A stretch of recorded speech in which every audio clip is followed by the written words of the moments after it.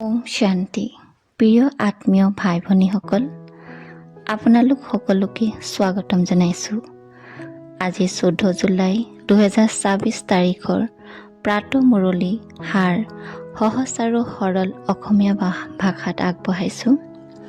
আপোনালোকে নিশ্চয় শুনি ভাল পাব। আজি বাপদাদাই আমাক এটা অতি মূল্যৱান শিক্ষা দিছে। দেহে অভিমানী সকলো ক্লান্তি আৰু দুখৰ মূল কাৰণ। কিন্তু বাবাৰ স্মৃতিত থাকিলে আত্মাই শক্তি, শান্তি আৰু আনন্দৰ অনুভৱ কৰে।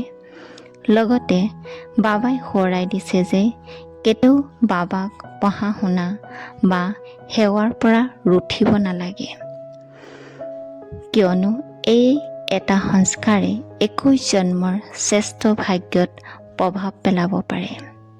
আহক এতিয়া প্ৰেম আৰু আনন্দৰে আজি মিঠা মুৰলী সাৰ শুনো আৰু নিজৰ জীৱনত ধাৰণ কৰা সংকল্প কৰোঁ। বাবাই কৈছে, মিঠা সন্তানসকল, স্মৃতি যাত্ৰাত কেতিয়াও ক্লান্ত নহবা। দেহে অভিমানী ক্লান্তি মূল কাৰণ। আত্ম অভিমানত স্থিৰ থাকিলে সকলো বিঘ্ন সহজে অতিক্ৰম কৰিব পাৰিবা। আজি প্ৰশ্ন, কোনটো সংস্কাৰে 21 জন্মৰ শ্ৰেষ্ঠ ভাগ্য নষ্ট কৰিব পাৰে? উত্তৰ, ৰুঠি যোৱা সংস্কাৰে। যদি কোনোবাই বাবা, পঢ়া শুনা বা সেৱাৰ পৰা অভিমান কৰি আঁতৰি যায়, তেন্তে নিজেই 21 জন্মৰ শ্ৰেষ্ঠ ভাগ্য হেৰুৱায়। সেইবাবে বাবাই শিকাইছে, কেতিয়াও মই ইমান সেৱা কৰিলোঁ বা মই বহুত কৰিলোঁ বুলি অহংকাৰ নকৰিবা। শিৱ বাবাৰ দৰে সদায় নম্ৰ, নিৰহংকাৰী আৰু প্ৰেমময় হৈ থাকিবা। আজি মুৰলীত বাপ দাদাই আমাক এটা অতি গভীৰ শিক্ষা দিছে। আমাৰ জীৱনৰ আটাইতকৈ ডাঙৰ শক্তি হৈছে বাবাৰ স্মৃতি। যিমানেই ব্যস্ত নহওঁ, কাম কৰোঁ বা সংসাৰৰ দায়িত্ব পালন কৰোঁ, অন্তৰত সদায় শিৱ বাবাৰ স্মৃতি জীয়াই ৰাখিব লাগে। এই স্মৃতিয়ে আত্মাক পবিত্ৰ, শক্তিশালী আৰু সুখী কৰি তোলে। বাবাই কৈছে, দেহে অভিমানৰ বাবে মানুহ ক্লান্ত হয়, হতাশ হয় আৰু মায়াৰ বিঘ্নত পৰে। কিন্তু যেতিয়া আমি নিজকে আত্মা বুলি অনুভৱ কৰি বাবাক স্মৰণ কৰোঁ, তেতিয়া সকলো চিন্তা, ভয় আৰু দুখ লাহে লাহে শেষ হৈ যায়।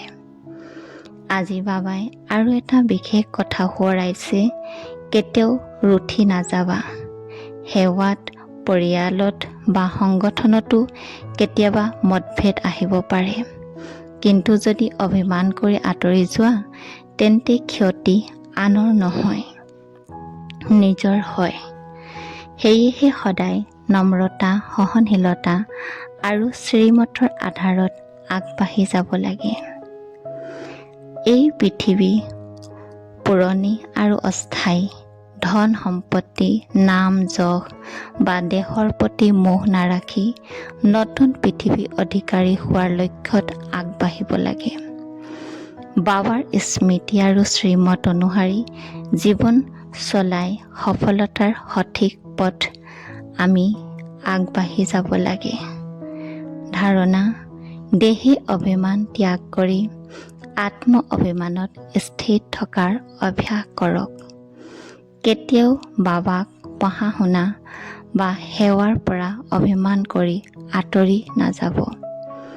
সকলো কাম শ্ৰীমত অনুসৰি কৰক। আজি বৰদান, মালিকপনৰ স্মৃতিৰ জৰিয়তে সৰ্বোচ্চ আধ্যাত্মিক শক্তি অনুভৱ কৰা সংযুক্ত স্বৰূপধাৰী হওক। যেতিয়া আমি সদায় এই স্মৃতিত থাকোঁ, মই এই শৰীৰ নহয়, মই এই শৰীৰৰ আত্মাৰ মালিক।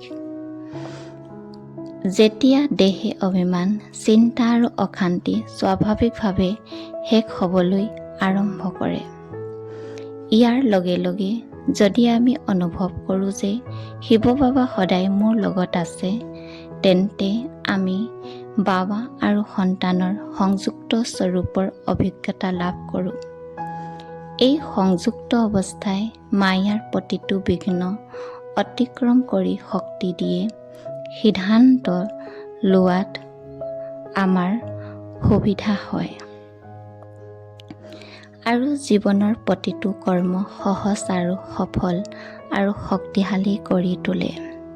শ্লোগান: বিস্তাৰক এক ছেকেণ্ডতে সমাপ্ত কৰি জ্ঞানৰ সাৰ নিজে অনুভৱ কৰক আৰু আনকো অনুভৱ কৰাওক।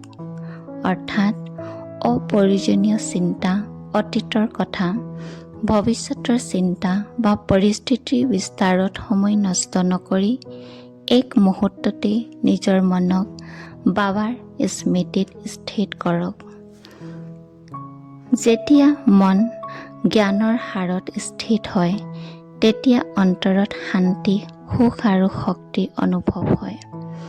এনে অনুভৱেৰে নিজে লাভৱান হোৱাৰ লগতে নিজৰ আচৰণ, বচন আৰু সেৱাৰ জৰিয়তে আন সকলো আত্মাকো সেই একেই শান্তি আৰু সুখৰ অনুভৱ কৰাব পাৰি। ওম শান্তি, ওম শান্তি।